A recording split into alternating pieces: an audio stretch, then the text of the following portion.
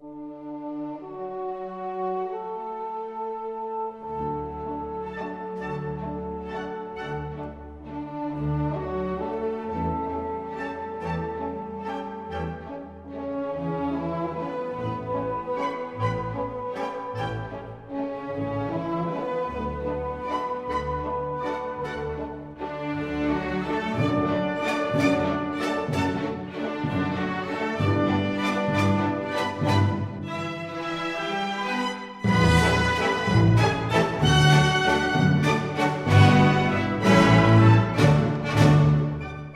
being here. I know several of you. Some of you I'm seeing for the first time, and I'm very pleased to have you here.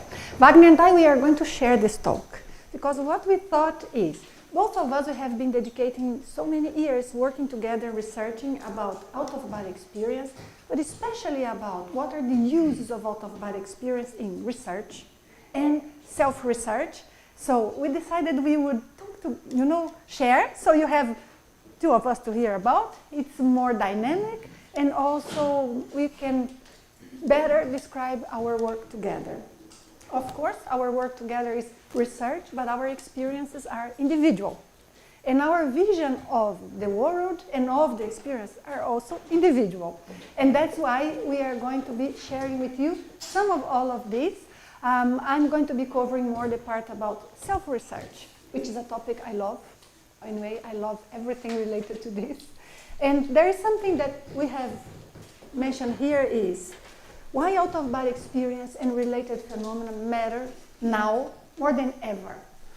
Oh, maybe we can think of some periods in the past where it mattered a lot, but we could not talk about this.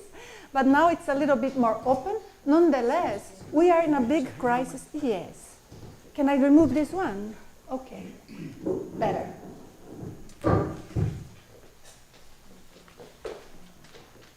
Thank you, guys. Oops, now adjusting the volume, right?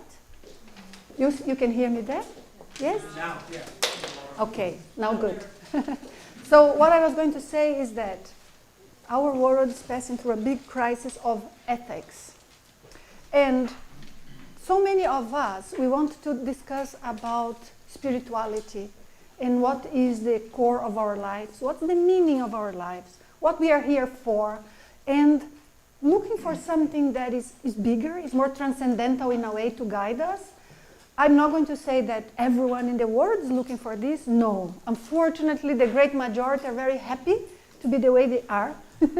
And happy to be the way they are for, well, if we think of past lives, maybe centuries or thousands of years, they don't change much. But for all of us here, I understand that we are seeking for something else.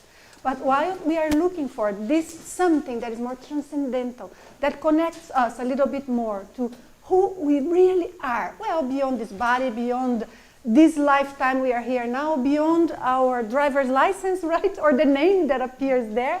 Why was we looking for that? We look through different ways and through different means. But we believe, we in our work, it's Wagner and I, but also a great group of people that we have that work together with us, researching, but also teaching about this phenomena. What we believe is that the out-of-body experience is as spiritual as it can get, if you understand what I mean. Because otherwise, we may discuss philosophical ideas about what is out there, what means dying or not. And of course, there are lots of studies about near-death experience that gives us very good idea of what is, right, to be out there.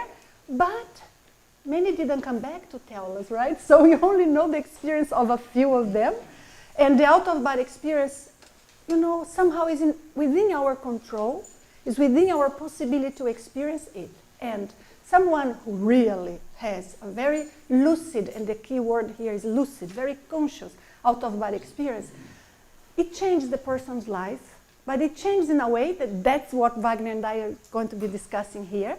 It changes in a way that can improve a lot society and can improve a lot ourselves, but more than anything, can help us have like a bigger grasp of what's going on, and that helps us more or less to be able to make decisions, to see what's best to put our efforts in, and maybe also to decide small relationship things that all of us deal with, small situations in our lives that when we have an understanding of what there is beyond this lifetime, then it can help us to figure all of that out. So that's why we put so much value in the out-of-body experience. But the out-of-body experience for us, and it's very, very important that I make this clear, is just a tool. It's just a tool. It's not an end. Because there are people living the body that they have very low lucidity or no ethics. Fortunately, very few people live the body consciously. And among those, fortunately, it's a tiny percentage that would leave the body not learn that ethics matter. But still, there are some that are not so ethical. So therefore, the out-of-body experience, it's a tool for us to learn, not a goal, because that's not going to create a miracle. Okay, you have an out-of-body experience, then you have enlightenment forever and ever in all of your lives. No, it's not like that. We are all learning and growing, and depending on our level of vision, maturity, wisdom, we will appreciate the experience that we have out there more deeply, maybe with a more unbiased vision, or we will see it in a very narrow way, maybe based on whatever we have been taught since we were young, or in our culture, or in the religion that we have been brought up with. So this sort of thing. So it's very important to understand this. For us, what we really want is to understand consciousness. And that's why you heard when Judy was kindly talking about those, oh, it's consciousness this, consciousness research, consciousness that. Yeah, so many consciousness, I thought. Because for us, we use the word consciousness as synonym in a way, or to define who we are, our essence. So maybe we could replace that with self. Maybe we could replace that with our individual core, with our individuality, whatever it is that we are that does not die. So there is something. Thanks, Wagner. Wagner said that I am so here enthusiastic that I even forgot the slides. So thanks. So, and really we are here talking about consciousness. So for us, consciousness is this. So we think that, in a way, we are consciousness in a body. And we are consciousness that are right now very restricted in how much of the reality we can grasp. And if any of you ask us, but then what reality is? We can only answer, we are still finding out, right? There are many different angles, many different perspectives, many different approaches that we can use to try to figure out what reality is. But being humble, but at the same time very down to earth to what we know, not we, Wagner and I, or our organization, but many of us here, because I know many of you have had experience or comes from a background that all of this makes a lot of sense. But if we just take that into consideration, we will see that consciousness is something that is beyond a state, meaning, okay, I'm conscious. So we are a consciousness, not just as long as we are conscious. So what happens when we pass away? What happens when we are in a coma or we are in a deep sleep? And many of the phenomena, and I'm not going to go into them because I do not want to delay very much, but many things that we see, like people who are in a coma for maybe dozens of years, or like 2 decades, which is cases that have been already registered. And when they come back, sometimes they report, they remember things. They report they were aware of things that were going on around them. So then it intrigues us. What exactly was aware and could perceive things? The same way, in the near-death experience, what is it that can witness some of the events going on there in, maybe in the surgery room or something like that? Or what is it that can go and meet someone who had passed away, and sometimes in case of children that they have never met, they come back and they describe. So we believe this that we are, that is beyond the body, is what consciousness is, therefore not a property of the brain. And experiences such as the out-of-body experience, but not only. However, we think it's very strong impactful experience to point us to the fact that what consciousness is, or who we are, to the fact that we are beyond the body. So when we here mention experiencing consciousness as a multidimensional being, what we are saying is any sort of experience that can point to us that we are more than the physical body, therefore, the point that I have been making here. There is something that I'm going to mention to you about this topic here, bioenergy, because there is one element that it seems not based on our experiences only, but based on study of great collection of experience that have been registered throughout history, because there are many people who have had out-of-body experience. Maybe they even gave different names, but you can clearly read in the description what it is. And then when you put all of them together, we start being intrigued by what is it that allows us to go out and come back?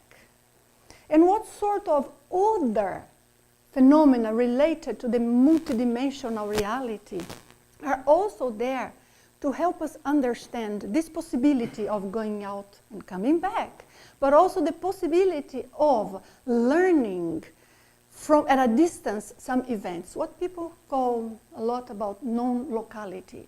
But what is that all? If someone, for example, and there are many cases, again, I'm sure you know many, and there are even sometimes series that studies all of these different phenomena, and they go and they research it. But when we observe all of that, we see that there are cases in which someone, just by whatever reason, starts knowing something that is going to happen. Or as a case of a friend of us who told us that there was a relative who intended to commit suicide.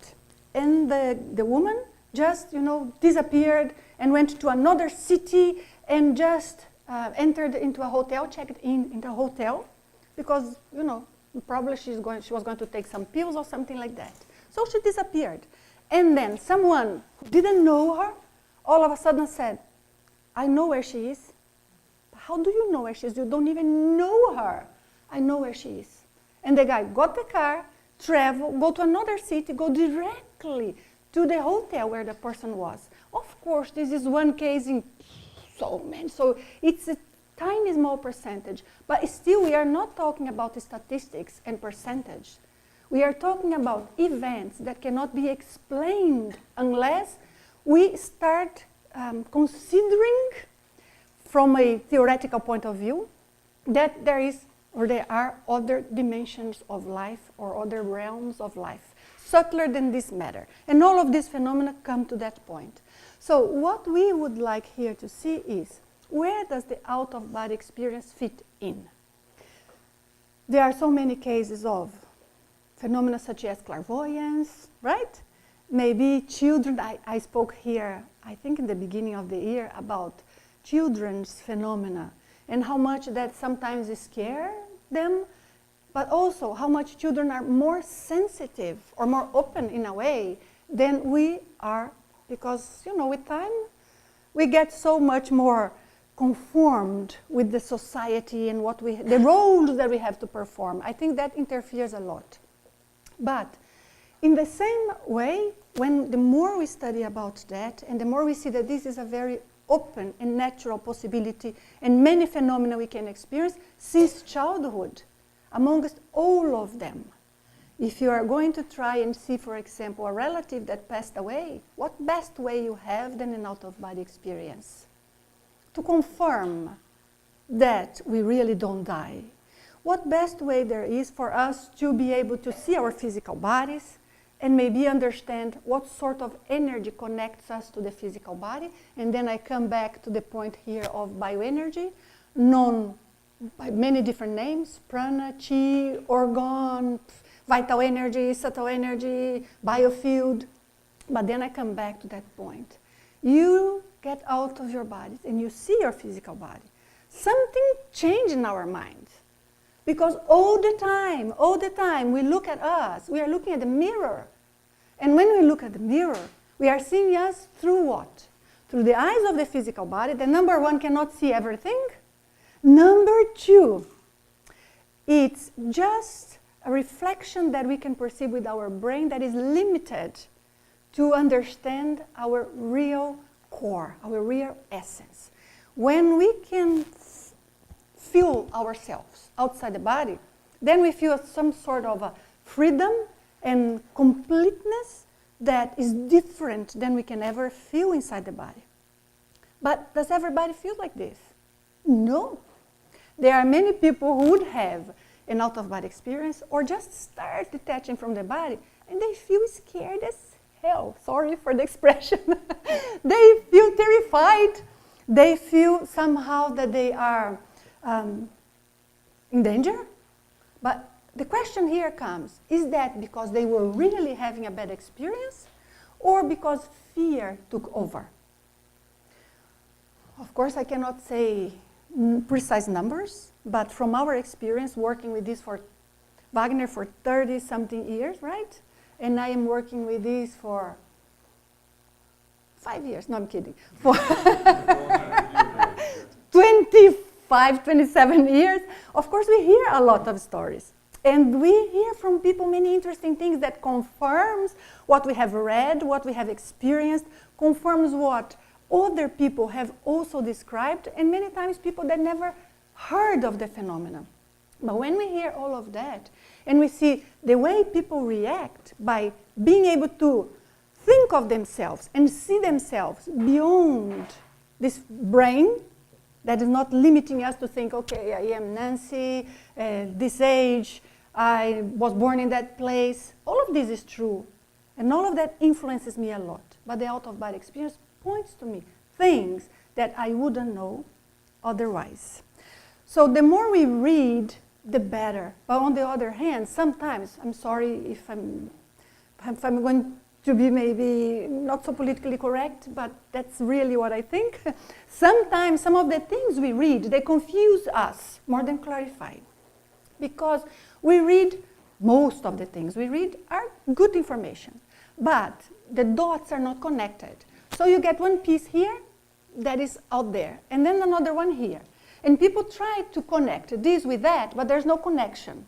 The connection is through many other different phenomena and explanations that go, multidimensionally in many layers. And then in our mind, we have fragments of information that seem interesting to us, but they don't bind completely. Binding completely is a lot helped when we have a more direct experience, first-hand experience of this reality. So we think out-of-body experience is great, but what about those that do not have out-of-body experience? If you are very sensitive with energy, you can, and energy, I mean this bioenergy that connects us to our physical body, right? And that's why, as I said, we leave the body, but we always come back. But on the other hand, we can also sense an environment, sense a person, pick something that is happening far away. We are not there, but we are still sometimes being able to realize that. That happens because these energies, as far as we see, and it's what can explain all of these phenomena, is prevalent, is everywhere, is interconnecting us all. But of course, it's so universal, so present, that we are not fully aware of it. In this case then, what we will see is that having this sensitivity to energy, being able to maybe feel a touch, even though there's nobody there, being able to have a clairvoyance, or hear your name being called, or as many children do, that sometimes they can sense some presences around of them while they are during the night, or they would have nightmares that they know are real. There are so many different things, and even out-of-body experience. All of these are bridges for us to start seeing what is spiritual, because I think being spiritual is beyond being a good person. Being spiritual has to be something that is very pragmatic in our everyday life. Because what I have been seeing throughout all of these years working with this is that some people, they have the moment for them to be spiritual, right? So now I'm going to meditate. Now I'm going to read a book. Now I'm going to exercise this or that. Now I'm going to go to a, how do we call that, retiro? You know, we are going to go to a course that we are going to be camping and we are there for 1 week. I know there's a name for that. Like isolated? Retreat, thank you. So now we are going to a retreat. So it's our moment to be spiritual, yes. But during the week, we go back to be worried about our chores and our everyday life that I think we all, I am quite sure of that, we all have good ethical standards in our life, but still it's a physical life, worried about physical stuff. So how can we bridge this in a way that we are at the same time very down to earth, very pragmatic, very responsible, very objective with our life, because we have to be, we are here, but at the same time, we bring spirituality to be here with us. So that is what we think we would like to achieve, and that's what out-of-body experience can help us. Again, saying, not only, there are other phenomena that can also, just that the out-of-body experience is a little bit more out there. So it helps us to understand what death is, what our capacities are. It helps us to understand a little bit more of the nature of life. It's funny, sometimes we have to die to understand the nature of life. And then, okay, but then we are there, okay, too late. So here it helps a little bit. Unfortunately, our society and the whole history of this planet come through a lot of battles, fear, restriction, repression, manipulation, tyranny. That's what our history is more than anything. But throughout all of that, we learn. We learn with experience, and that's why we are here. One thing that I would like to mention to you, but I know Wagner is going to talk about that also in his part, is this thing that I was calling ethics. And working in this area, I think all of us, we have to be very mindful of that in a way, because people sometimes abuse others just because they are talking about whatever, transcendence, spirituality. It's almost like, oh, nobody can check, right? Nobody can check, so I can say anything. And on the other hand, there are people that manipulate others. They lie. They tell they are seeing things that they are not. They create crazy cults that are very, how would I say, bad, sometimes with very bad principles. Others are milder, but people use sometimes this with not enough responsibility. So what can we do to bring our world to a more responsible type of spirituality? One that is pragmatic, is not only beautiful words and closing our eyes and seeing beautiful things, but one that helps one another, understand why we are here, understand what we have to do to get better inside of us. But how can we give a hand to someone else who is also needing? Because I see a lot sometimes of spirituality that becomes very selfish, which is not wrong, because we cannot give what we don't have. We have to take care of us.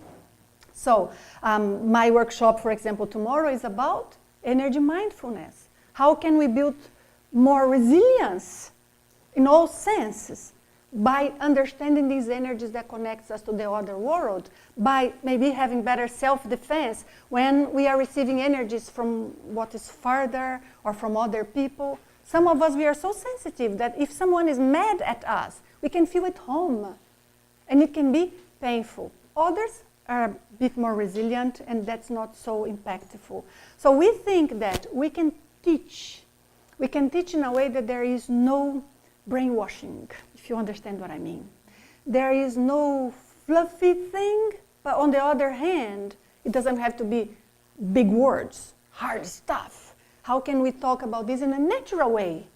That we don't restrict each other, we don't reprimand or somehow keep judging the other because of what they said.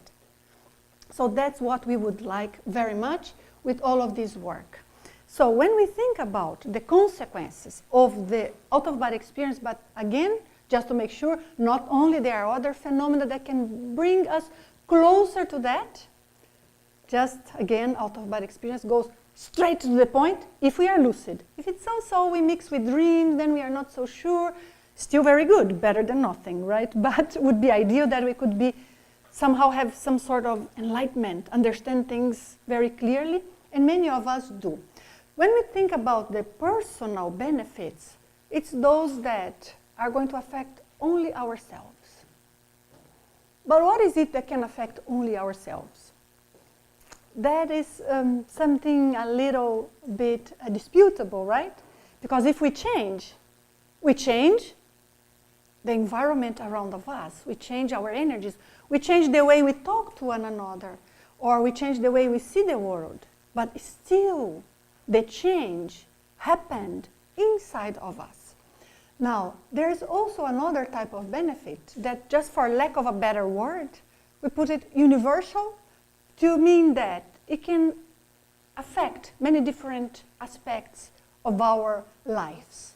So maybe helping us understand better some of the political situations, maybe helping us understand better some very scientific aspects that are challenged to us. So that is what we would like to discuss. I would like to share with you some ideas about personal benefits. And I'm going to share a little also with you about how I see that personally and how this has been studied in a way, what others have been sharing about that. I think it's nice to put a personal tone because in a way, the fact that we have been studying and having this experience for a long time gives us a specific view. But some of you, you have a different, not a different explanation, because if we were lucid out of the body, okay, we were lucid out of the body. But it affected you in slightly different ways. Some of us, we become more patient because we understand life is beyond this. Others, we have more clear goals. But others just enjoy flying outside the body, which there is nothing wrong with that, right? But different purposes. So we can very much compare the benefits of the out-of-body experience with those of the near-death experience. However, there is one point of difference here. Near-death experiences, when people are able to remember and tell us, and it's a small percentage of them, because many people go maybe through a cardiac arrest and they come back in a way, right? But not all of them remember what happened. Maybe, or the logic explanation also is that not all of them were necessarily conscious lucid during that process of the cardiac arrest. But those that remembered clearly, therefore were lucid and had the capacity to bring to this brain the experience that they have had out there, that is very impactful, that's very strong, and that's why they remember.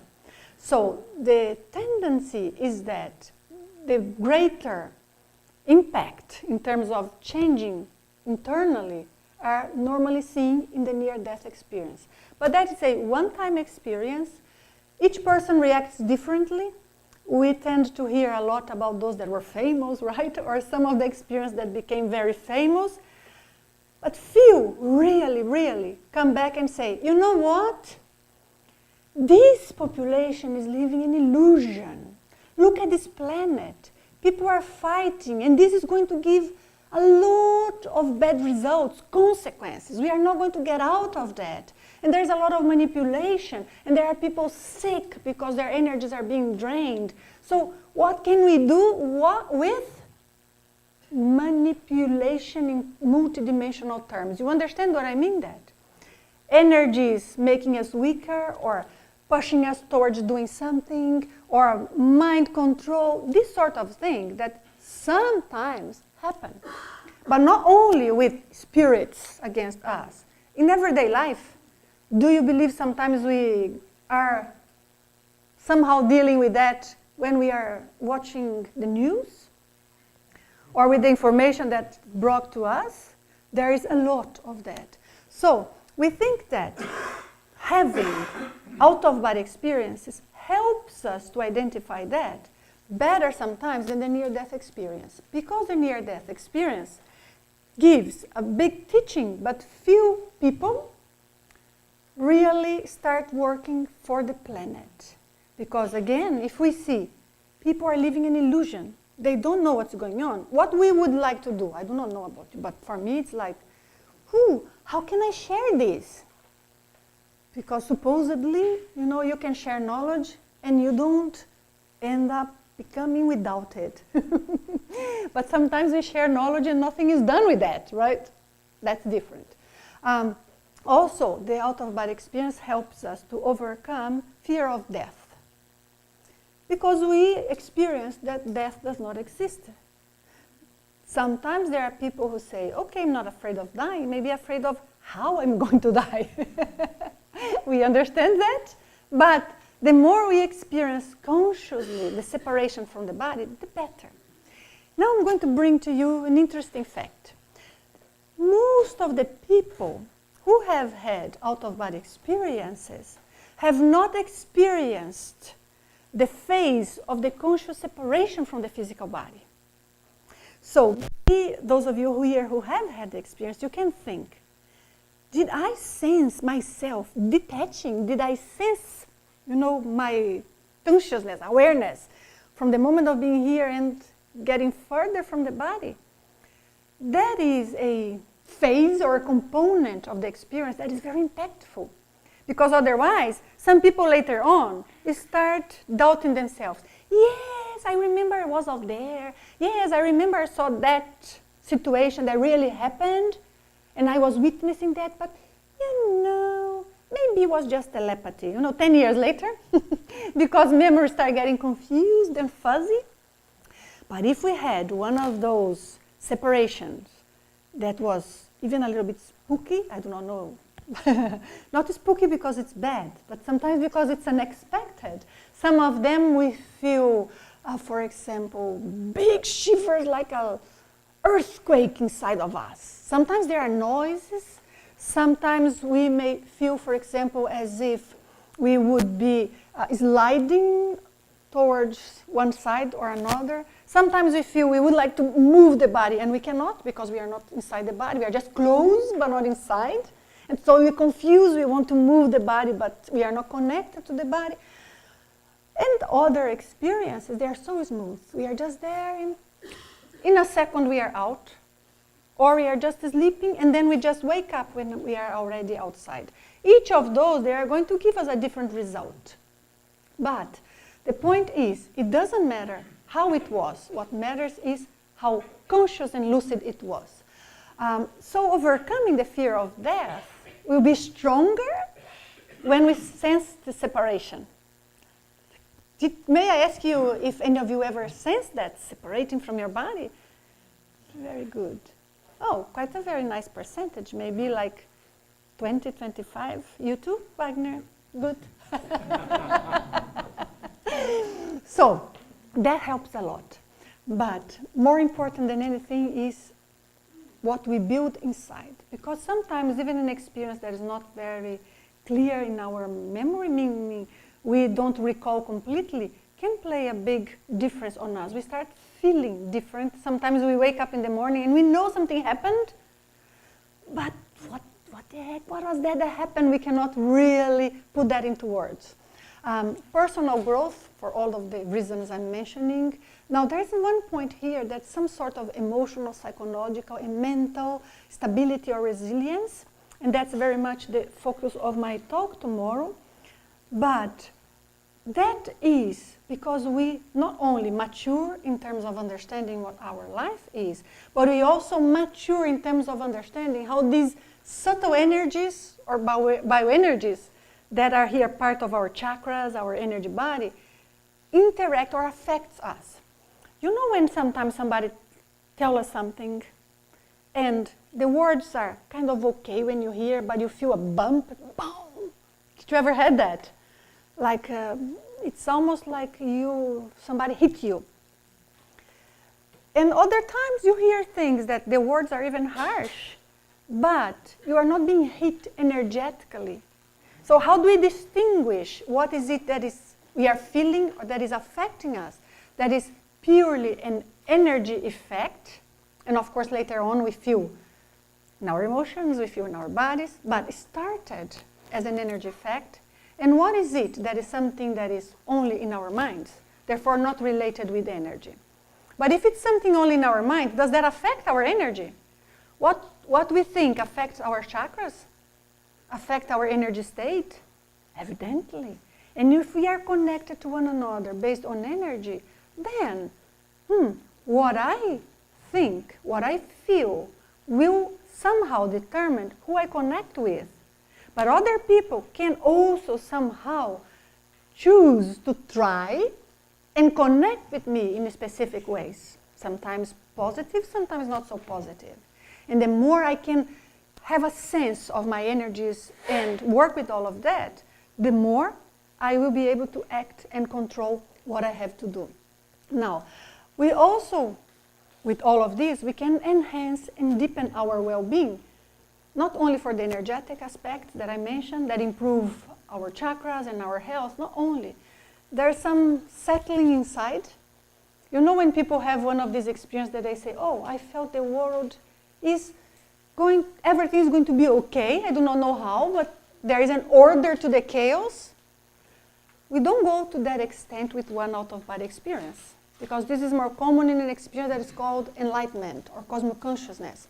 But enlightenment and cosmic consciousness is a type of out-of-body experience, because the person is not connected completely to the body, but is able to expand awareness to a point that is going beyond just the limitations of the perceptions, even the limitations of the perceptions in an out-of-body experience, in which you are there, outside your body, and noticing what's going on and learning from that. So you imagine that situation, but we start noticing, grasping and understanding more and more and more and more.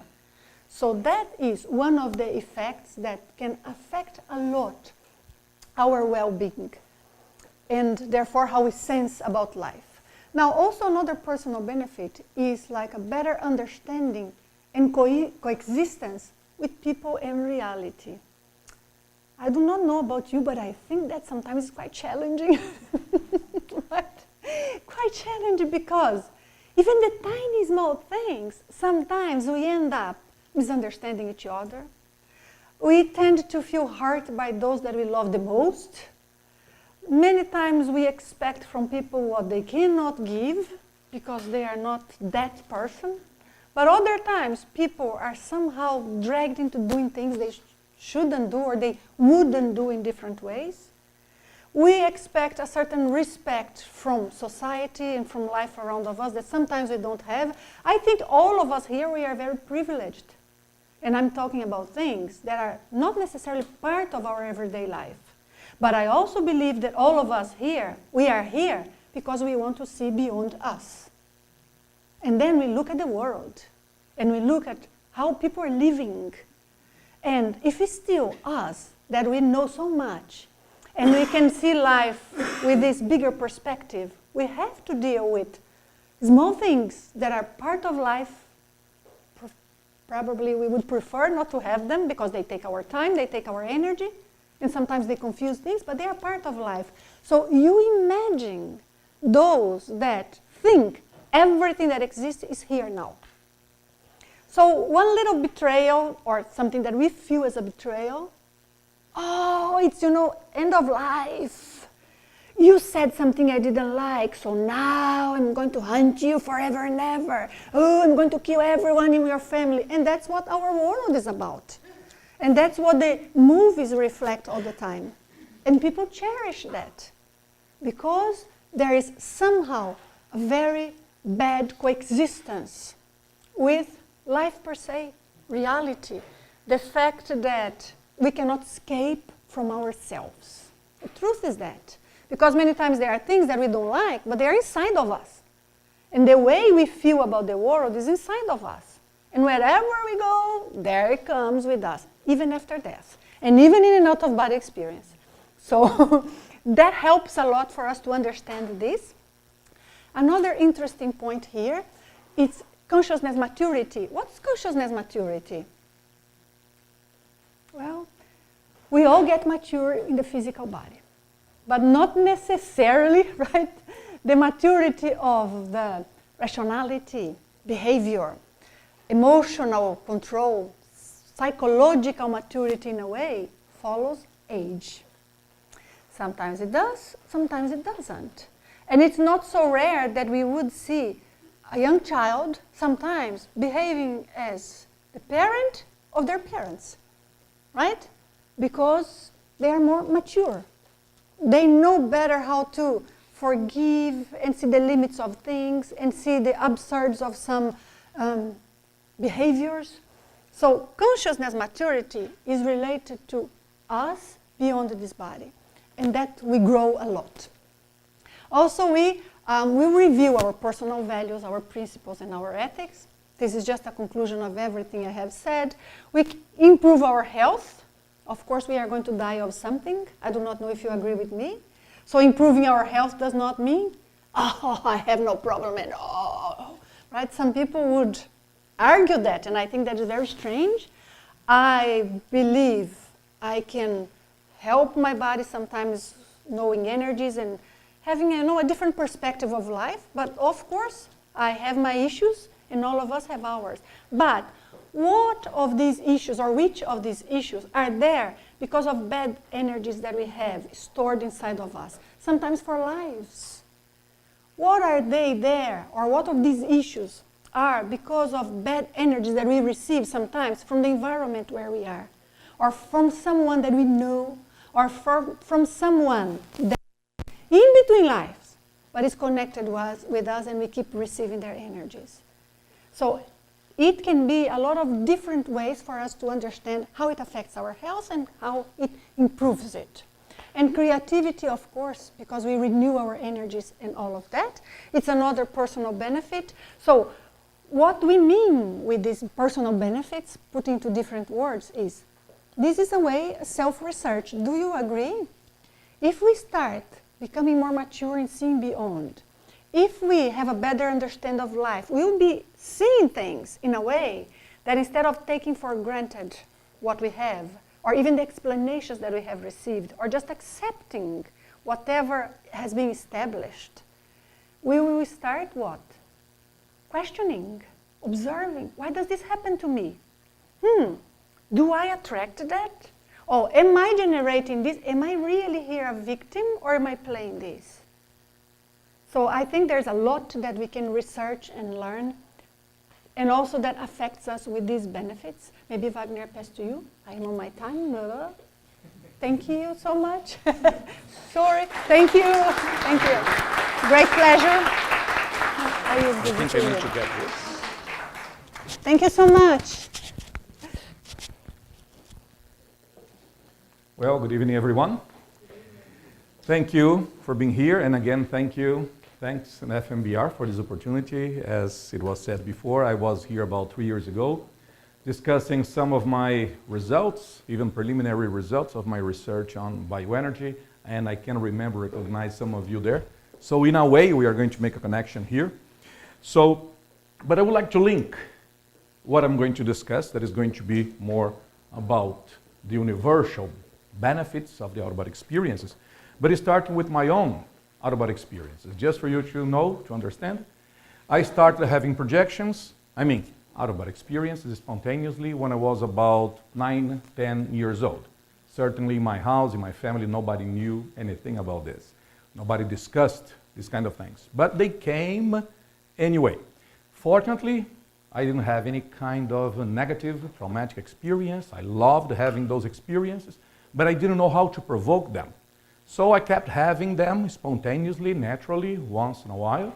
But I learned a little bit how to increase the odds of having those projections, because every night I would go to my bed and think as strongly as I could, repeating a kind of, how could I say, a self-induction or a self-hypnosis. I'm going to have that kind of, I used to call super dream.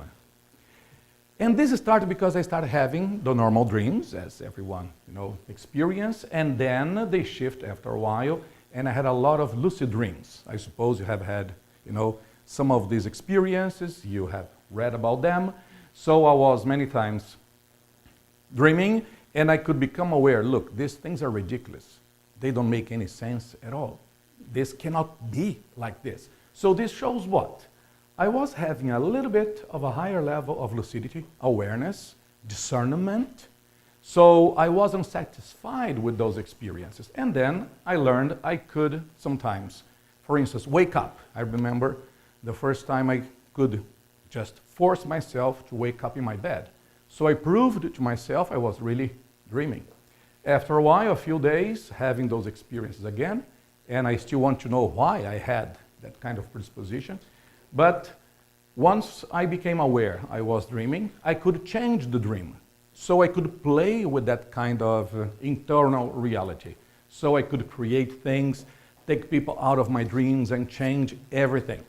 One day, when I was trying to control those and then become more lucid, aware, I just woke up outside of my body. So I just regained full perception of my surrounds. And then I noticed, look, this is not that kind of super dream, the lucid dream. This is something else, because I could see my body floating, from the floating point of view, I could see my body there, and even my brother in the other, bed there. So from that point on, I had many of those experiences, as I was saying, but much later on, I think when I was about 20 years old, 19, I started reading a lot about these experiences. And then, of course, learning more techniques, different approaches, I increased the amount of experience I had. And then I discovered a completely different world. I was studying engineering at that time, so it was electronics. And then I thought, wow, but then what if a lot of people could have this kind of experience? What kind of changes could these experiences cause in our kind of knowledge, in physics, in chemistry, in all of these different areas? So from that point on, up to this day, this has been my, how could I say, life mission, if you understand what I mean. So as I still have this kind of predisposition, does this come with a kind of responsibility? Is this perhaps my way of contributing, giving that my little, putting that little brick in the construction of this bigger thing? And that's why I think it's important, complementing what Nanci was discussing here. What can we do with the out-of-body experiences in terms of our overall knowledge? Can we improve society? Can we have better ethics, as Nanci was saying? Can we have a completely different kind of sociological model? So let us start with this. Nanci touched a bit on consciousness, many times seen just as a property or a state of something. But we use the word consciousness here most of the times as the being, the agent, what we really are. We really don't know if we are the same consciousness or individualized consciousness. This is still too far from us, but for practical applications views, we can think of each of us as a kind of separate being, up to the point of these experiences we can have here, okay? Because you will see what we call out-of-body experiences, in fact, is a big set of different phenomena. So Nanci was mentioning here near-death experiences. What are they? A specific case of out-of-body experience. So a particular condition, usually forced, traumatic, causes the person to get out of the body. We think that even phenomena like samadhi, satori, nirvana, expansion of consciousness, is a specific case in which the consciousness transcends the limitations of the physical body. So this causes some shift in our way of understanding things. So little by little we will see that differently from other points of view, like the academic conventional science, that says that consciousness is a state of something, a state property of the brain. So what is the model nowadays? That matter, energy organized to such a point that can create this kind of emerging phenomena, consciousness. But if you talk to anyone who left the body, had some expansions of consciousness, they are going to say that their model is the opposite. That in fact matter and energy probably are the result, they derive from consciousness, or at least the organization of matter and energy comes from consciousness. So this reverses completely, the causality of these things here.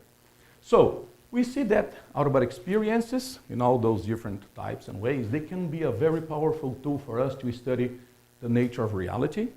So, the universe, what is out of us, what is inside of us, other dimensions, because again, we don't know exactly if it makes such a sense to say what is out, what is in.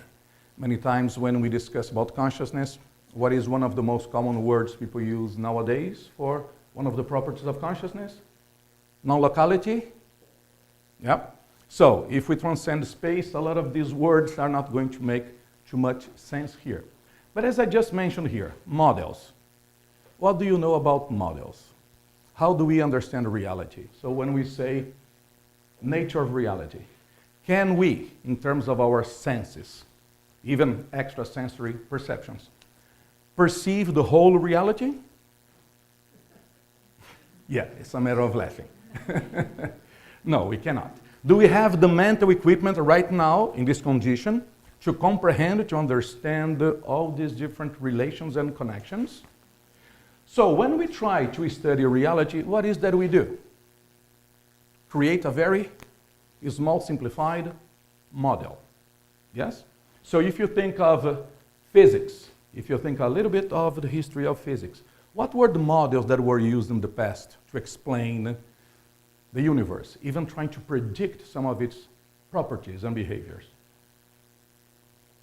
A clock at the time of Newton, and then it moved to what? What else? So at the time of the Industrial Revolution with the steam machines, steam engines, the universe was what?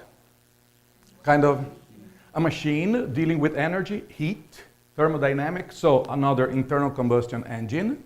And then we had Marconi, we had Hertz, people were studying electromagnetic waves, and then everything was trying to be explained as what? Before that, it was radio and frequencies, and we can still see people nowadays when they study spirituality and energy, they try to use this very old model of what? Frequency. So we are like a transmitter and a receiver. If we are in the same frequency, if you study internet nowadays, so when you can just type the URL of a website and then you access that, is by tuning a radio? How do you access that? Is by what? The right information? So nowadays when people try to explain the universe, they try to show this as being what? Like a computer? Because it's the state of the art, is the trend, is what we have now. And nowadays people are saying a lot about reality being what? Virtual reality. And where is the computer processing all of this, simulation? So people say that we are like in a kind of matrix world. So what is my point here? Certainly, we have no other way but to create models. But we have to be open to make our models evolve. They have to explain more and more, and then we have to see if they can predict something. Out-of-body experiences are good because they break many of our models. Not only our internal, how could I say, mental models in terms of what is right, what is wrong, what I should do, should not, but even in terms of a more common kind of body of knowledge. So imagine if we had a lot of physicists leaving the body with enough lucidity, with some level of control. Having some level of control, for instance, to decide where they go, and being able to return to the body with enough recollection of what happened. Because this is one of our challenges. It's not only, as Nanci said, to be as lucid as possible outside of the body, but the other challenge is coming back to a monkey brain, okay, a primate gorilla brain with a different kind of experience. So when we go to dimensions, extra-physical cities, communities that, organize themselves, behave like we do here, it's much easier for us to come back with this image of seeing an astral city. I don't know if you have seen this movie. In fact, it's a Brazilian movie. I think it was called Astral City, yes? So we come back because that kind of experience is pretty similar to the one we have here. But when we go outside of the body and then we experience something very, very different from our everyday monkey experience, would that be easy to be brought back to the monkey brain? No. That's one of the biggest problems we have, because our brain is conditioned to process particular set of information. Basically, when we talk about our intelligence or intelligences, our intelligences, they were selected, they were, how could I say, fostered, they were, how could I say, exercised to process what kind of experience? Mostly from our senses, but also a very social kind of experience. Our intelligences are basically social. We like to pretend we are very rational, that we are very unbiased. But once we start studying a little bit about cognitive bias, cognitive distortions, and then fallacies, and mechanism of defense of the ego, and so on, you will see, look, our situation is really complicated. So, if we had a lot of people leaving the body, knowing physics as much as possible, what could people try to research, to experience, to check out of the body? Try please to put your creativity to work. If you could leave the body with a lot of lucidity, no fear, very good recollection when you come back. If you were a physicist, what would you try to check to see out of the body? Things that you wouldn't be able to do with the physical body, even with all the instruments we have. The construct of reality. Yep. What about astronomy, for instance? Okay? Could we go to other planets, other solar system? Could we check a black hole? Could we try to see, for instance, if there is life in another planet? Okay. So sometimes people have this sort of, as I said, cosmic consciousness. And they are even less local than in normal out-of-body experiences when we use the so-called astral body or psychosoma. In that condition, sometimes people perceive themselves as being huge, very big, so the universe is smaller. So they can see galaxies, they can see, let me say, for instance, our local group of galaxies. So other times they can, like in a moment, perceive things as if they were very small. So the intimate structure of matter. So what about quantum mechanics if we could observe those things? Well, what about the nature of the electron and some of those fields? If the person is out of the brain, out of this particular set of bias, as I said, or conditionings, it's a lot easier for us to comprehend this other reality. But again, always our challenge is when we come back here. And then we have to filter this through our brain, and it takes time for us to reinterpret, to study again, to find new models, words, perhaps sometimes even writing a book. If you were a biologist, how would you use out-of-body experiences to further this particular area of our knowledge? Is there any biologist here? Medical doctor? So, for instance, we only know life in this planet. Is there life in other planets? Is there life in other dimensions? But then, what would be our definition of life for us to check if something is alive or not? If it is based on DNA, carbon, water, this particular set of temperature and pressure, how can we recognize life if it is just a kind of organization of energy without matter?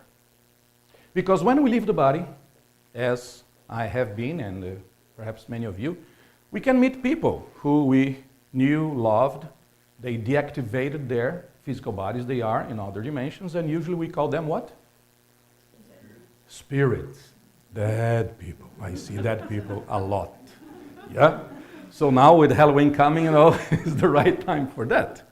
But then, look, throughout my life, I met my grandfather after he died. A friend I had at university, both of us suffered an accident. He died. After a while, I met him. I met my father. What is interesting, I met my son as a spirit before his body was conceived. So this was months before. So after you experience this, you start thinking, what is life? So there is that consciousness there. For instance, my son, the consciousness that was going to become my son. Already with the personality there, already with many of the traits. Nowadays I can confirm he has, and in fact I was telling people he was going to be like this, and that, you can imagine. So this gives you not only individually, as Nanci was saying, a different way of thinking about you, life, but as I was discussing here, what about the concept of life? In these experiences, going to other dimensions, I saw so many different things that I think were alive. And they cannot be classified in any of the ways we have here in our books. I don't know if they were mineral or plant or animal, whatever. Some things can be quite similar to the kind of life forms we have here, but some completely, absolutely different. So even in our courses, and I have one particularly there that is very interesting that I call my course on para-ecology. What is interesting? How does our ecology, our system here, relates to these other dimensions? We used to talk about our process of dying, going to the afterlife, and then perhaps we prepare ourselves, we learn something, and then we come back. But what about all these zillions of bacteria, virus, plants, and animals dying and being born, per second? Where do these consciousnesses go? Where are they? This is one of the big things. Sometimes we see some kind of, I would say, animals that in fact they resemble sometimes more things we see in sci-fi movies than what we see here in biology. But again, is life as we see here an expression of consciousness? How consciousness acts on what we would call inorganic matter some billions of years ago, and making what we nowadays consider life to be, make life arise from that inorganic matter. So a kind of spontaneous generation. Can this very same kind of energy, and Nanci was saying, that we transfer to someone, like in healing, can this kind of energy influence matter in such a way? I remember many years ago when I was working with a healer under a particular kind of condition, a type of mediumistic connection to heal people. And one of our friends, a biologist, had the idea of asking this medium with his extra-physical mentor helper to energize water. In fact, they were just vials of saline, so just purify distilled water with some little salt there. And then after that kind of prana, organ energy, vital energy application there, she would get some of these vials open and then look in a microscope. And I saw many times there the images, and we took some pictures. We could see the crystals of salt and even other things like, well, in lack of better word, like materializing inside of the water. And then we could see things like clothes, like if they were kind of creating a membrane. And then they would create a lot of little balls in a sequence, like some bacteria do, like the coccus, the little spherules. And this friend of mine, this biologist, said, look, it's like if we were just witnessing the creation of life in this planet by the application of that energy. In fact, this experience, I was 20 years old, is one of the things that inspired me to go after that line of research to see, well, how can energy influence matter? Can we detect this? Or are we going forever to rely on people to say, oh, I can feel energy. It is positive, it is negative. Can we have a more objective measure or discrimination of this kind of energy? And I tried many things. I told you this the other time here. I tried magnetometers, I tried many different kind of semiconductors, I tried Geiger counter. None of those things worked with my particular power, intensity of my energy. Because I have been to cases of poltergeist. Do you understand what I mean with poltergeist? And I know that a chair, an object, can be an indicator of energy because they move. I have seen cases of fabric and other objects catching fire spontaneously under my nose. So, anyway, I cannot count on those things as being a good, reliable meter, okay, for us to carry around. But anyway, as experience is something very important to shape us, I thought, well, what if we could create a kind of technology to measure this energy? And I tried many things until I had this idea, well, because MRI, magnetic resonance, goes there really to the core of matter, okay, the spin of electrons or protons or other particles there. Perhaps this is closer to what we want to measure. And I had this idea of using the functional MRI. I suppose you have heard of this particular kind of MRI. Instead of showing the anatomy of our body or the brain, the parts, if you have an aneurysm, if you have a tumor, it shows which areas of the brain are active.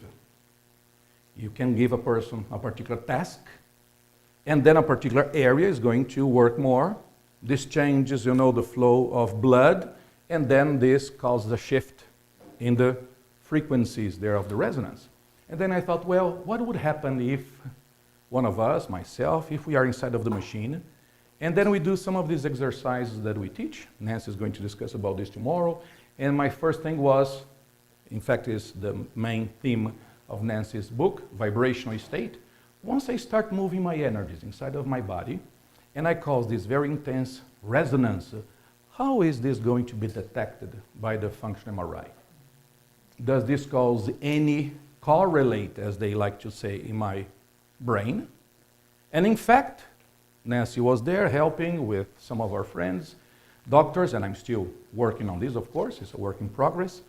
But we got a lot of activations in many different areas of the brain, more than moving the body.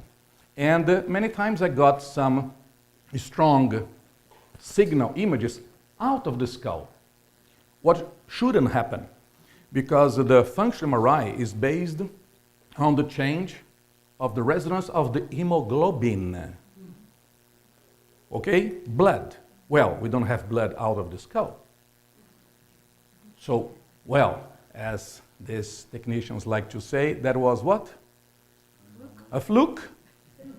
Artifact, as they like to say, artifacts. Okay, and then you try to control all the variables, you start changing this or that, and then I noticed, look, this is not artifact. Well, it could be some of my, trembling, my movement, and then I got the idea of putting just a bottle of water there. Something that is called a reference phantom in MRI. It's a bottle of water with some chemicals there inside that is used to calibrate the machine. So it's a reference. So by definition, reference is what? What doesn't change is neutral. You can rely on that. That thing's not going to change. But then I put that bottle of water there, and then with the help of my friends, we turned the machine on. Only the moments I was transmitting energy to that bottle of water, we got the bold signal there. My best result so far was with a chicken egg. And this is what I showed here last time. So I put a chicken egg there inside. I was there out of the machine, so to try to reduce any possibility of flukes or interference or artifacts. Already in the position without moving, and if I was doing nothing, no image would appear there. Only the moments I start sending energy there to the egg, so you would get the bold signal there inside of the egg. Well, but the egg doesn't have hemoglobin. Anyway, how the machine works? Well, basically measuring shifts in the frequency. So there's a sampling now, there's a sampling in a different phase, comparing, you see if any property changed there. So, as I said, I'm still working on this. But it shows that our energy can change some of the properties of matter. Inorganic matter, like water with some salts, and it seems even more the organic matter. But what is special about the organic matter that makes more, how could I say, pliable, more sensitive, more docile to the consciousness? Perhaps that high level of organization we were discussing before. Perhaps because the egg has the potential for life. Yes, because that is what is a almost complete cell, yes, ready to reproduce. There is just a little bit lacking there if it's not fertilized, of course, but anyway, it has all or many of the properties of life. If we understand energy, consciousness, we would be able to understand from the physics, from the biology, from the technology, how these energies, how our mental state, emotional states affect our physical body. Because what we know nowadays is by, as they say, anecdotal evidence that our mental states can even make us sick. But we don't know the mechanisms of that. We still don't know, but perhaps we as consciousnesses control our body through this bridge, bioenergies, vital energies. It could be, for instance, through, I don't know, our epigenetics. I suppose I have heard of this, epigenetics. Genetics, everybody knows, yes? That sequence of our bases, C, G, T, A, they are basically stable, immutable, unless we have some kind of mutation. But which genes are going to be turned on and off is something else. This is epigenetics. So if we have the same DNA in all of our cells, why neurons are so different from our liver cells? In function, what they do, even morphologically, if you look there in the microscope, why are they so different if they have the same DNA? It's because these cells, they use different genes. Some are off here, but on here, and vice versa. So could our energies, being a bridge of the information that comes from the consciousness, alter this particular set of information? Because genetics is information. Epigenetics is another level of information there in us. What would be the practical applications of this? So if we think about energy healing, for how long, I mean, in terms of our human society, how long have we been using energy healing?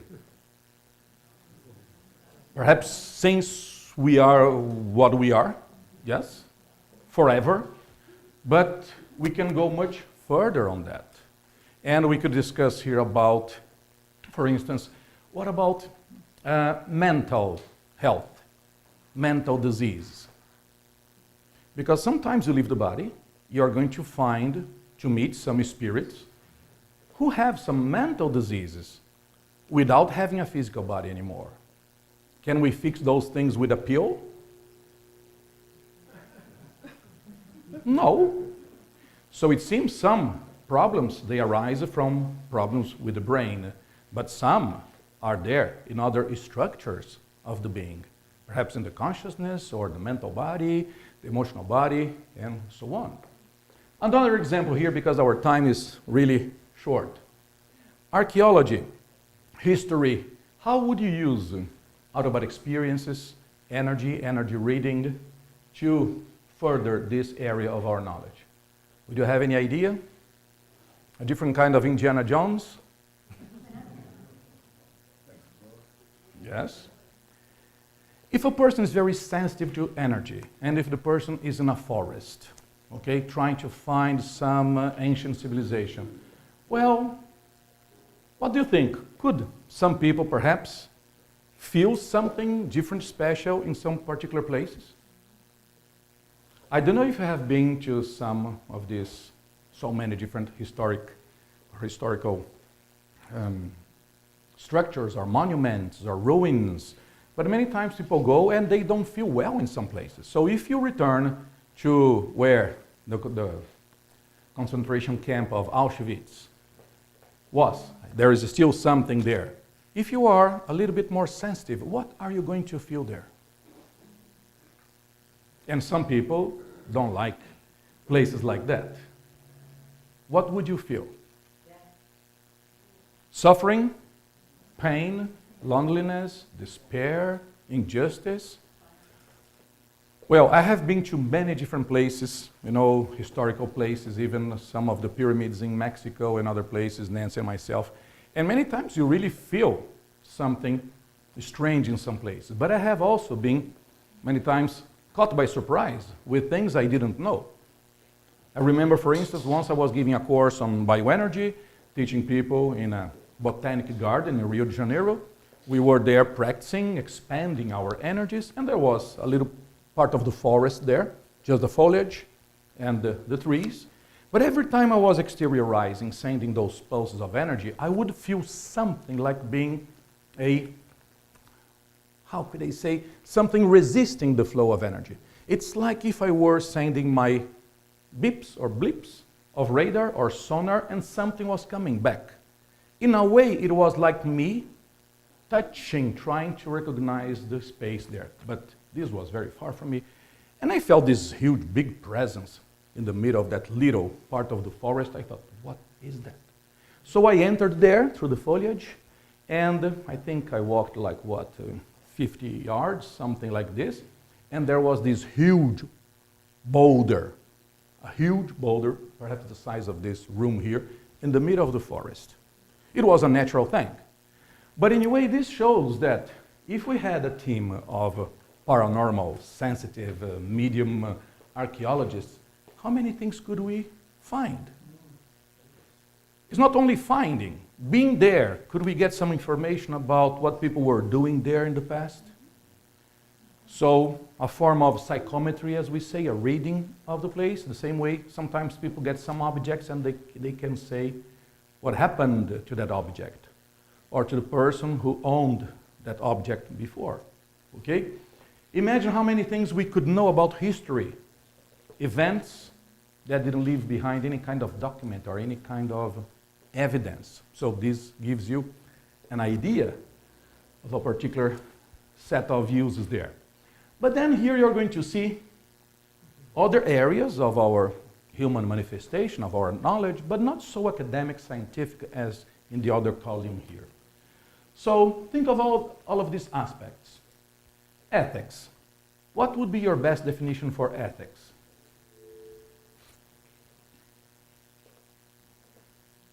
A standard, a pattern of values for right and wrong, what we should do, should not do, what is acceptable, what is not acceptable. But what are the references for what is right, what is wrong? For some people, for them, their personal ethics is based on what gives them pleasure. It's their ethics. It's good for me, gives me pleasure, it's okay. Okay, it's inconvenient, too much work, it is not good. Could we live as a society only applying that? And for many people, ethics is just what is written in a particular book, sometimes very old. Okay, should be updated. Okay, nothing wrong with the book.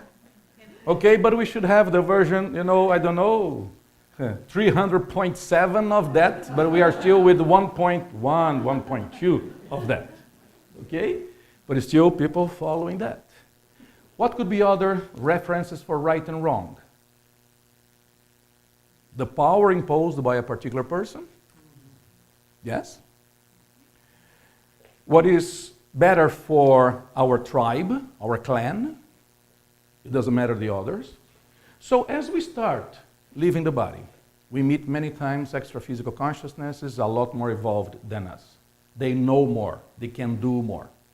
We feel humbled by their energies, vibrations, their knowledge, and this is a very good opportunity for us because we have different role models.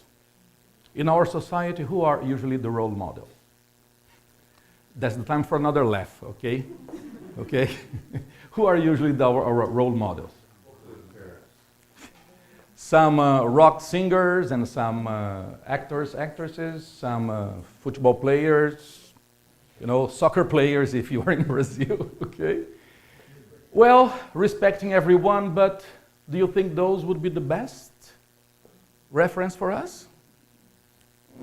I don't think so. Yeah, nobody's perfect, of course, but we are in a very limited kind of set of conditions. So when we leave the body, we can have other kind of experiences. Like, for instance, this happened to me. Being helped to get out of my body. So I woke up while I was really being, taken from my body. And some of these extra physical people I knew before, they took me to a hospital, and then they just told me to put my hands and start sending as much energy as I could to a particular person who was there sick on a bed. And I could feel their energies passing through me because I was being like a kind of a coupler between them and the person there. Because these helpers, they don't have physical bodies as we do. I was out of my body projected, but still with that kind of connection with my physical body. So I was a kind of intermediate, how could I say, an impedance matcher there. And the flow of energy could be a lot stronger there. But then what I noticed, the consciousness, the spirit of the guy got out. Some of the helpers helped this guy, and they went away. I was part of what? Euthanasia. And then that thing got me thinking, when it is the time to do euthanasia, when it is not? When should we try to put as much energy as we can to make the person come back to the body and be healthy again? So, we lack too much information. And this is just one example of many. We could discuss this for hours. This topic is one of the courses we have. Usually takes like 8 hours just to cover the basis. And this is not saying I am the one, the guy, okay, the man of this, what we call cosmoethics. Is just saying that we can discuss a lot of things, okay, once we have other references. If we have a different set of ethics, for instance, could we try to think of reference of ethics, what is right, what is wrong, for instance, in terms of our overall evolution?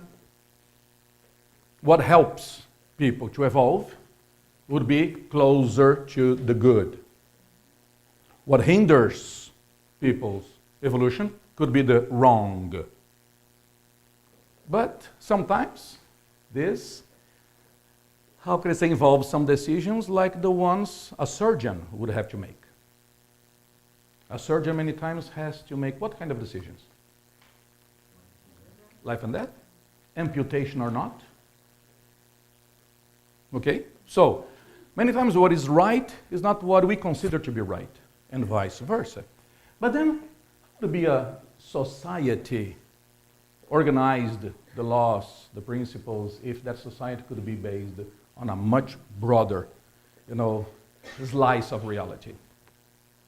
Imagine a society, just to be kind of conservative here, in which 10% of the population can leave the body consciously. I'm not saying everyone. How would that society be? Do you remember we were discussing here, Nanci was discussing about near-death experiences? How much people change? Imagine 10% of the population having that very same kind of change. Could we make a difference?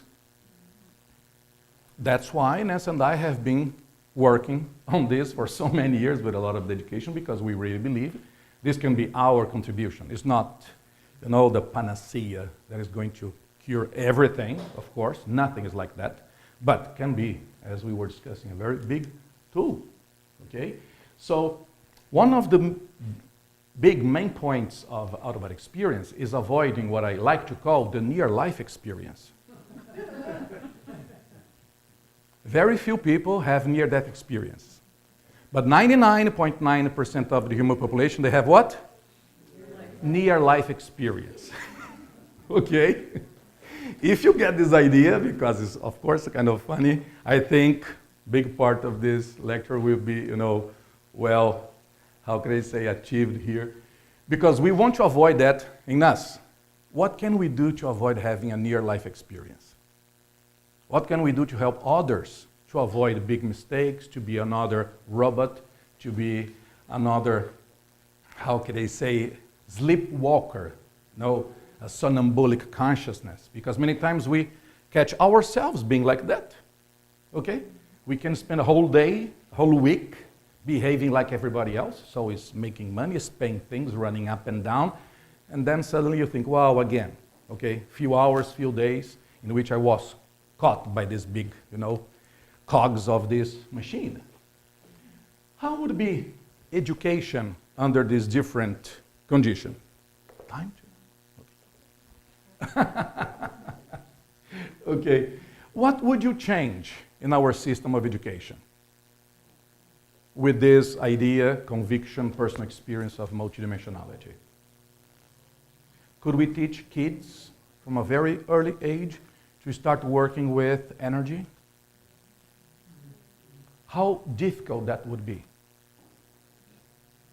A lot less than it is with us when we are already matured, with the brain basically crystallized, calcified, okay?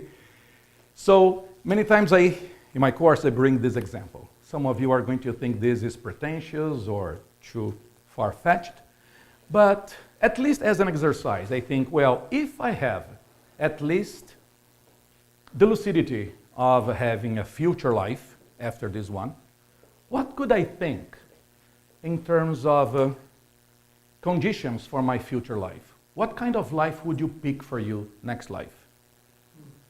For me, it doesn't matter the gender, the country, the language, profession, basically the same. But there is one thing, if I could, I would try to ask, and if I have the merit, I want to build that merit. Imagine if all of us could be born next life, in a family where both parents are what we call veteran projectors. Can you imagine yourself, 3 years old, eating your cereal there, and mom and daddy are discussing what? Oh, I met that consciousness. Oh, and then I did this kind of extra-physical rescue, and I was part of extra-physical reurbanization, and you would be. And we like to think that kids are stupid. I remember when I have memories when I was about 3, 4 years old. People were discussing things, I was understanding everything, and I thought they were stupid. Okay? Imagine growing in a kind of environment like that. That would be the normal. Okay? How would people like that be later on in life? Thinking they don't die, ethics is different, they are thinking of evolution in a much larger scale, in many different dimensions, with a different kind of depth in time. It's not thinking about one life only, but perhaps hundreds of years. And as you know, this is one of the areas in our life that is neglected the most. Do you agree with that? It's the essential part of the human society, and nowadays, well, usually, what are the lowest salaries in terms of professions we can find? And one of the most important professions, if not the number one, okay? I think this, educators are even more important than medical doctors, if the medical doctors allow me to say that, okay? In a smaller scale, leadership. How would a leader conduct himself, decide, do things with all this knowledge, with all this, not only theoretical knowledge and models, but his or her own personal experiences? Nowadays, we can study, there are books about many different kinds of leadership. The autocratic, yes, the one that plays on our emotions. And there is even the Stockholm syndrome many times in terms of leadership.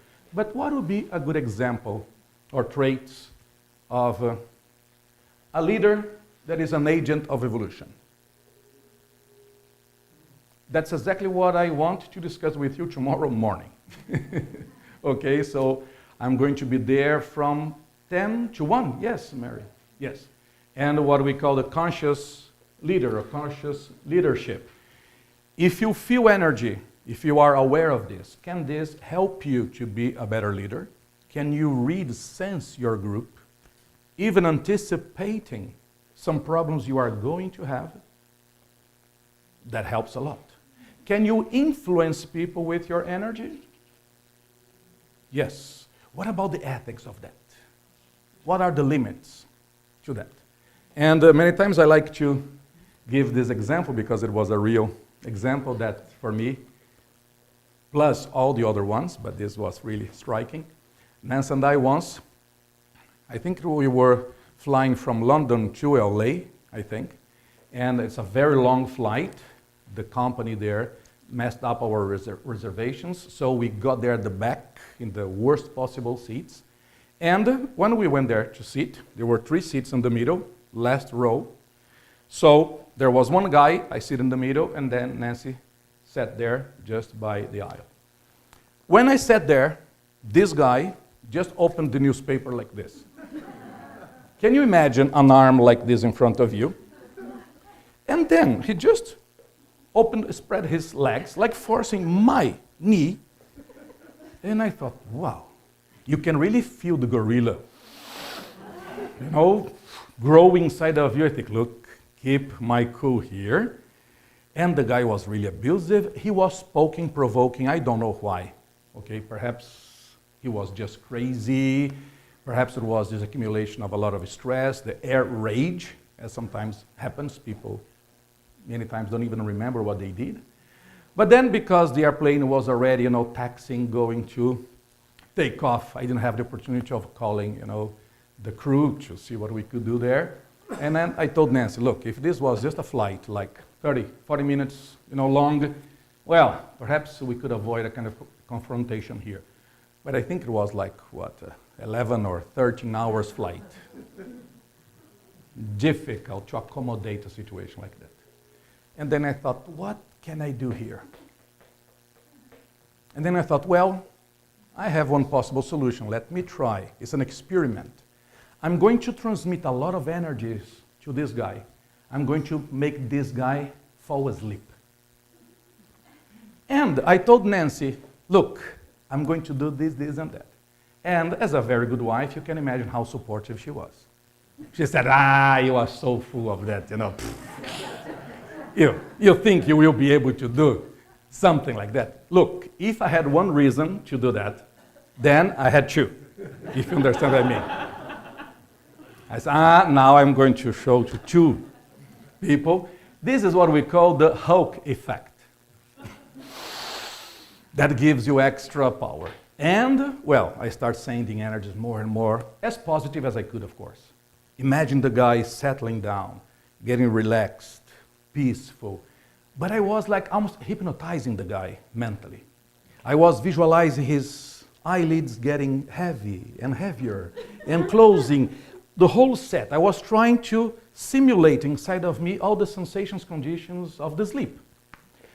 It took me about 10, 15 minutes, and then, well, you have to stop at a certain moment. And then I thought, well, I don't know if this is going to work.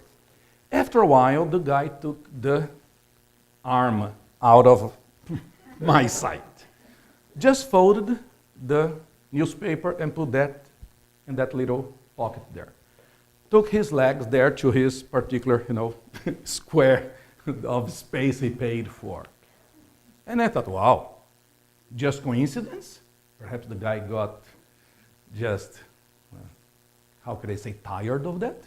But no. He took the blanket out of the plastic bag, covered himself, and then turned a little bit to the side, just like a bird in the nest. And then he covered his head and slept the whole flight. The guy basically got in a kind of a coma. Didn't move, didn't eat, didn't watch any movie, didn't go to the restroom. He was basically dead. But my biggest pleasure was what? Poking Nanci and look at that. Look.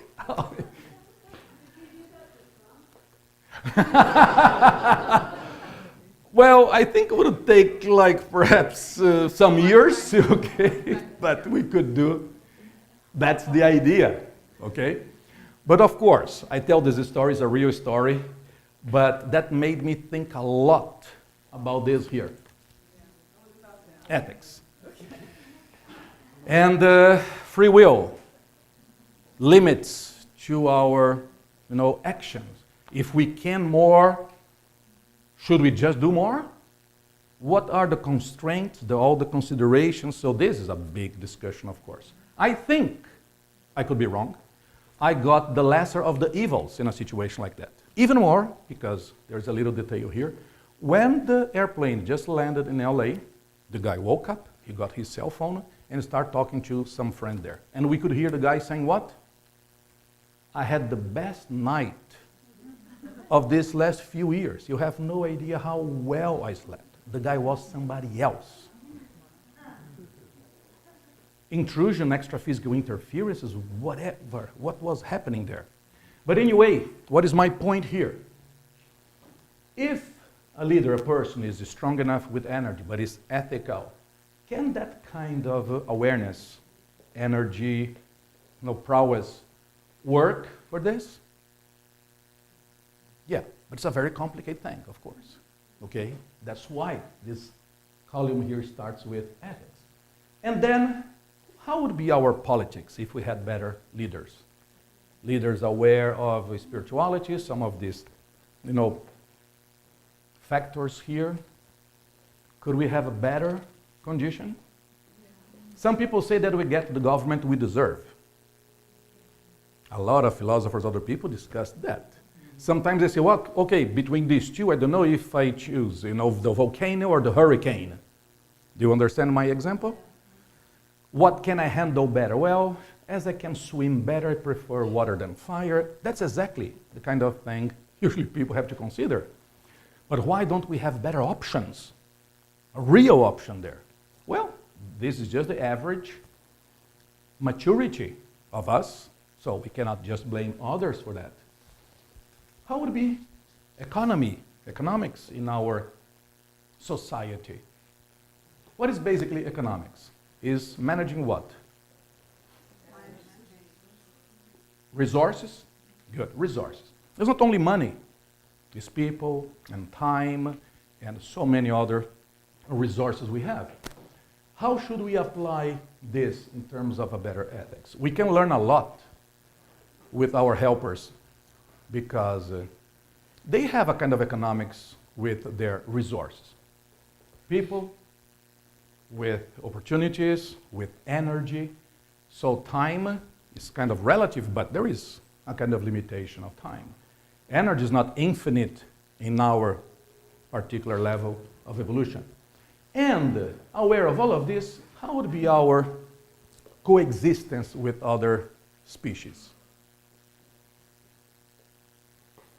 Many times I go to some of these congresses on ecology, and they try to show how a particular species is very important to us, like bees.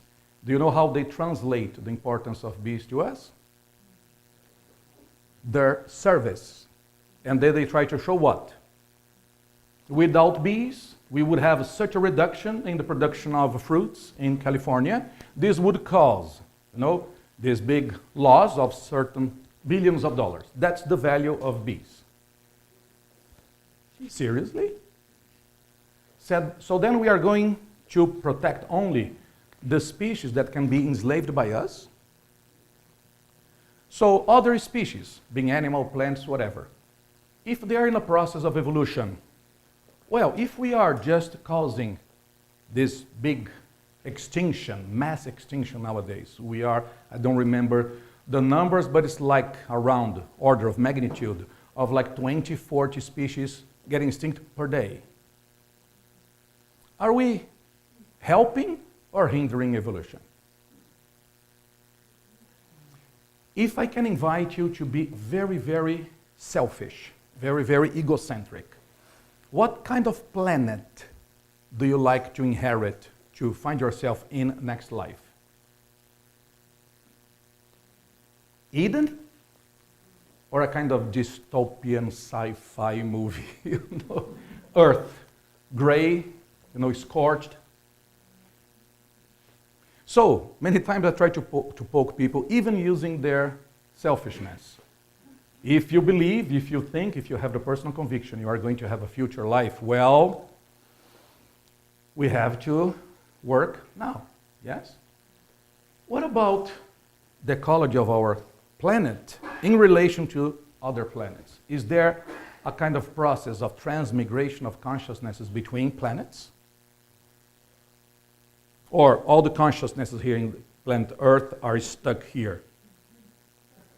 There are some evidences from a lot of people, including my own experience, showing that consciousnesses migrate from one planet to the other. Sometimes individually, one individual from other planets start having lives here. But sometimes it seems whole species. The dinosaurs got extinct here. Well, what happened to those consciousnesses? Just disappeared? Or they started a new phase in another planet? So, that's a different point of view in terms of ecology.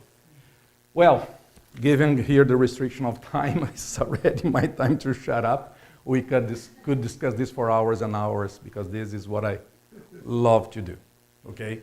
But I can tell you one thing.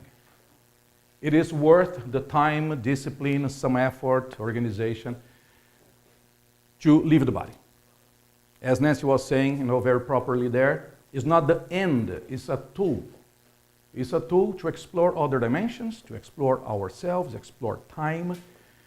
Because of our brain, our body, our senses, we can see only a very small pixel of the reality. What about seeing more? And it is something within our free will to do.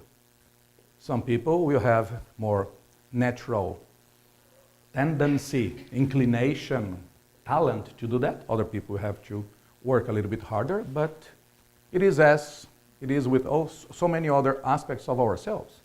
Some people play or learn how to play a piano in a few lessons. And others can be there for 30 years. The only thing they can play is what? Happy birthday to you? Mechanically? Huh? With your finger. Dun, dun, dun, dun, dun, dun. Yeah? And others, I suppose you have seen, sometimes young kids, 5, 6 years old, already with big concerts. Sometimes we don't even understand how those small hands can really play those notes.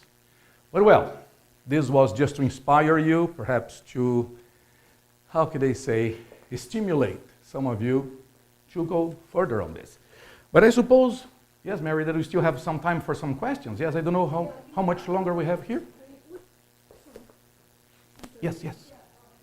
I was going to say that you could explain to them what we are going to do in the attunement and in the session. Oh yes, Nanci is just reminding me here what we are going to do in the attunement too, that we are going to have, I think is the other Sunday. Sunday, yes, I think is November the 4th, yes? Yes. So what we do there is application of some of these things. So in a group of 12 people, what we do is we put people in a circle and then one by one they come, to be checked by us, one of us. I will do one of those sessions, Nanci is going to do the other one. And then we create what we call an auric coupling, an energy connection. So two auras temporarily fuse, and we can sense some of the conditions, aspects, physiological, emotional, sometimes mental of the other person. Sometimes this can be really quick, sometimes can take a little bit more of time, and then we try to work on those particular conditions. Suppose if the person has the heart chakra very blocked, the person has a lot of repression of some of the emotions, and then we would focus our energy there on that particular chakra. But this is just one aspect. Sometimes we get some intuitions, some inspirations. In some of those cases, I got like images, like past memories of past lives of the person. Sometimes even explaining some of the particular challenges the person had or was passing through. So this experience is interesting because you get something, not only by sitting there, being checked and being helped with energy, but also because you are going to witness all the other cases. You are going to learn a lot from those discussions there. Sometimes there are people who are there and they have another extra-physical consciousness just beside them. Many times not very lucid, many times not balanced at all, and it's affecting the person. So, if it is the case, Not always, but we can try to help on those conditions there.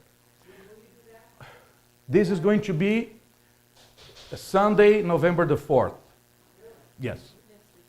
Next weekend. So in the morning, we are going to have one session, and then in the afternoon, another session. They last about 3 hours each. So I will do one session, Nanci is going to do the other session. And during these days, we are here in San Francisco area, we are going to do the private session. So it's about the same thing, but for one person at a time. It lasts 1 hour and a half, so we can go a lot deeper, further, in more details. There's time to discuss and to talk, because in this attunement, we have, I think, around 15 minutes per person in average. So compared to 1 hour and a half, okay, you can see the difference there. But anyway, these are different setups. As I said, when you have other people around of you, you can witness, you can see what we perceived, what we said, what the person, said back, what was confirmed. Many times this is very, very interesting. Okay? So, before we finish here, any question, anything you would like to ask? Yes, please. Yes. Hi, how are you? A comment and then I have a question. Yes. So I just wanted to underscore that ethics is everything, and your story about helping the guy to fall asleep on the plane, I thought was really interesting. Most of the people here probably have heard of Uri Geller. Yep. And he has talked about this publicly, but he actually has talked about how he was hired by a government to stand behind a particular government leader during a very important meeting The negotiations. where there was some sort of negotiation happening, and he was standing directly behind the leader, sending, just like you were doing, sending transmission of energy to have the person, have it be a peaceful thing. Yeah. Well, fortunately, a peaceful thing. Mm-hmm. But I think he was talking about how there's absolutely Oh, yes. dangers Absolutely. of the risks that could be going the other way. And there's a book and a film called Men Who Stare at Goats. Yes, where I watched governments it. were Yes. using, and still probably are in some Mhm. governments, this kind of energies and transmission of consciousness to influence Absolutely. negatively. Yeah. So Yeah. ethics is everything. Is everything. Yeah. And look, we were discussing here, you and I, about this particular willful application of energy. But even when it is not under our will, many times when someone is depressed, the person is going to influence others. Depression is contagious. Anxiety is contagious. Like in medieval times, nobody would believe in the existence of microorganisms, and then we got a Pasteur, okay, proving with some very simple but very well-designed experiments there the existence of microorganisms. We are in the era now in which we think, well, our thoughts, emotions, they don't affect, they don't contaminate others, because we don't know the mechanism, we cannot prove that. But suppose if we do more of these experiments that I was describing here, we can show. Because one of my experiments was putting a friend of mine inside of the machine. Okay, and then running many of those scans. He couldn't hear anything because I was the only one with, the headset. And in a pre-programmed schedule, I would transmit energies to him. So he wouldn't know. He couldn't have expectation of that. When I transmit energies, his brain lit up in many different areas there. This was shown in the function MRI. I'm not saying this is final, is conclusive, this is preliminary, we have to do many experiments. But that's a kind of objective demonstration of that. Yeah. Well, so the other thing, and you also were looking at me, I thought it was very synchronistic. I do energy healing work. That's very So, good. Yep. And you talked also about, free will, ethics, all of this. Oh, yeah. And I do energy healing work with clients, but also with my dad and my parents. And my dad, I always check in, because he doesn't come to me to say, would you do healing on me? I would initiate. But I always check in with my guidance to see whether it's for both our highest good. And several months ago, I got a no. And his health was declining rapidly, and I got a no. And his will was a no. And so I just have to respect that. Yes.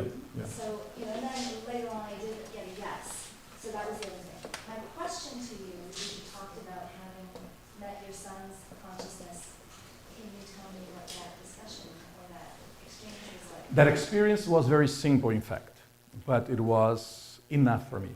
I left my body that particular night without trying it. So I just went to sleep, and then I found myself already with the takeoff. And then, as I found myself lucid, I started walking through my house, and then I went there to the living room. When I got there, there was this little guy, like a child, being the appearance of a 5-year-old child, looking at me with a big smile, blonde, and then he just opened his arms like this, asking for what? A hug.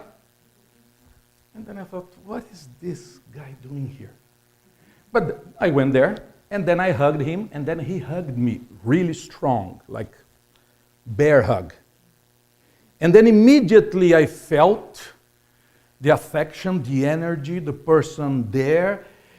And then I realized, look, I'm going to be a father. And this surprise brought me back to my body. I opened my eyes. I was there, and then I took note. Didn't say anything, not even to my first wife. And then time passed, and then she got pregnant.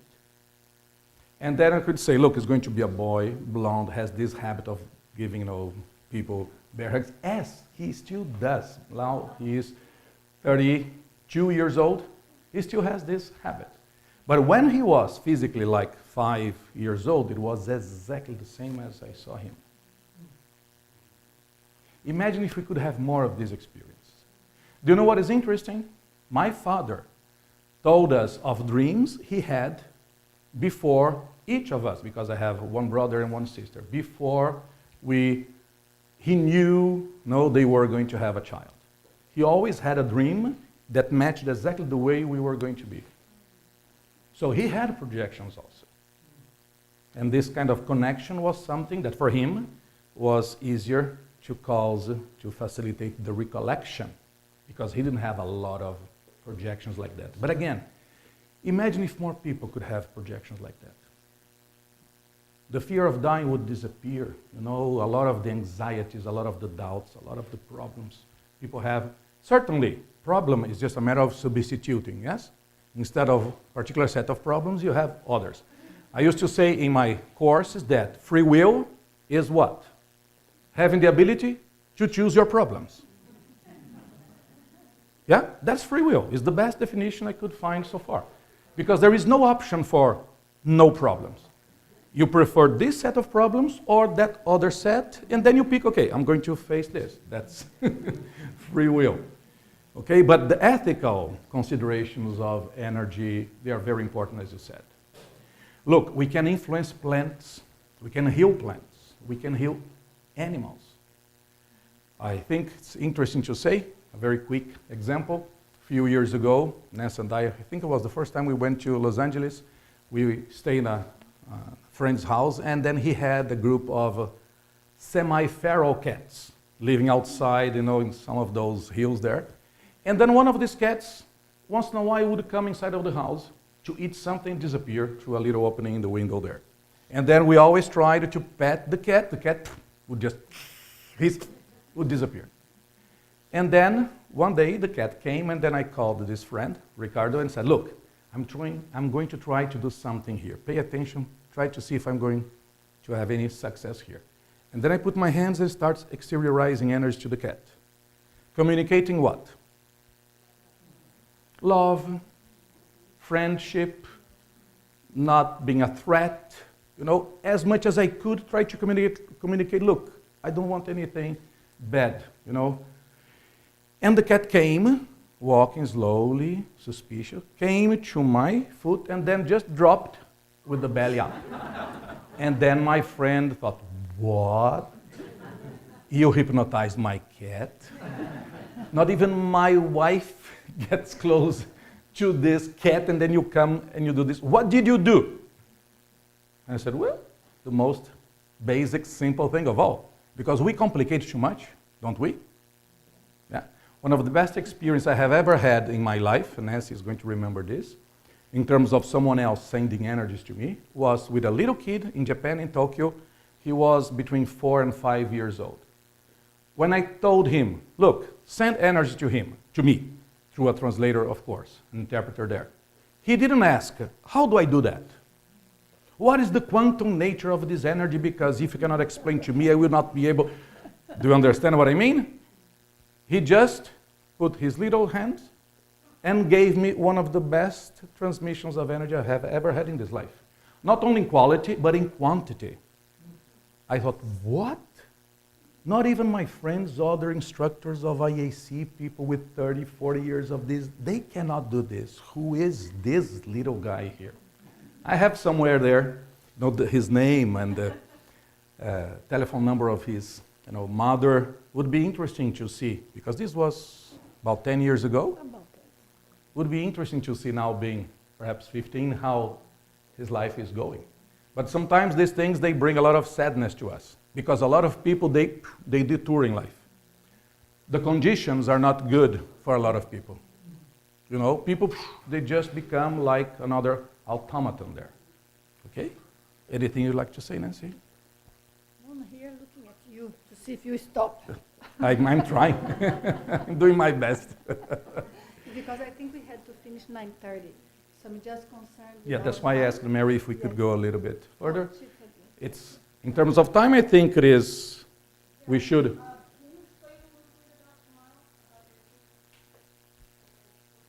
Yes. Tomorrow I'm going to offer that workshop I told you about energy mindfulness, to help us sense energy and how we can defend ourselves. So we are going to have a little bit of theory, but there is going to be a lot of exercise in which we are helped to distinguish our own sensations and learn how to read our own energies and how we can proceed and how we can help ourselves, this sort of thing. So it's a diversity of different exercises. Maybe Wagner can talk about his. Yeah, I describe a little bit here, but just to emphasize other points. I'm going to discuss how some of these topics, basically ethics, consciousness, energy, the information being carried by energy, can be part of the whole process of leadership. But not only when we are the position of the leader, but also when we are the position of the person under leadership. Can we be more aware, lucid of some of these bad leaders we have? Can we defend ourselves? Are we under a process, as I said, of the Stockholm Syndrome and things like that? So it's a short discussion, 3 hours, yes, but I think it is interesting because leadership is a big part of our life. Okay? We are leaders in so many different aspects. We only think about being a boss in the job or being the politician. No, it's a lot more than that. Among friends, in our family, with our dog, because many times I see the dog is the leader in the relationship. Okay, it's not the person there. So it's important to know these things. Yes, please. I just wanted to, because you're on leadership, and because you asked the question, what kind of leaders would we have? Mm-hmm. Occasionally, we do have those leaders, but unfortunately, occasionally, we do have those kind of leaders. Mm-hmm. But unfortunately, they don't seem to stay in the history books too long. Yeah. It's always about the Hitlers and the Stalins and the Trumps and these kind of ridiculous people. But as an example, Václav Havel went against his own government in Czechoslovakia and was in prison quite a while, I forget exactly how many years. But he constantly preached the greater good and peace. And when he came out, it was called the Velvet Revolution, because he rose to be the president of Czechoslovakia without a gun being fired. Yeah. So talk about a semi-modern miracle. Yep. We do have. Yeah. Nobody's perfect, but we could think, for instance, I'm not talking about perfection. for instance, of Gandhi. Yes. Yeah. Sometimes I give Gandhi as an example. People say, "Oh, but he was like this. He had it." Well, nobody's perfect. Okay. But what kind of leader was Gandhi? His particular principle of ahimsa from the Sanskrit meaning what? Non-violence. That's a big thing. Yep. There are several friends here of the IAC, if I may tell something new. We are creating a new program, and some of us, we are just here and there, everybody is invited, something very simple, in which we get together online like twice per month. So it's a way of putting the community together. together. Gary was just mentioning that we got kind of, each of us in our different places. And for those of you who are interested in these studies, the IAC offers the Consciousness Development Program, and you can take it online. So, but it's many classes that combines, not this was really like a presentation of the benefits, but step by step, many different angles. And techniques, training to live the body. We spoke so much of that, so Yeah. we left a little bit on the open. Yeah. Before Wagner finish, She's afraid I will not finish. I want to thank you for your Absolutely. patience and being so nice and paying so much attention. Thank you. It's 2 hours, that's a lot of things, okay? But thank you so much. Thank you.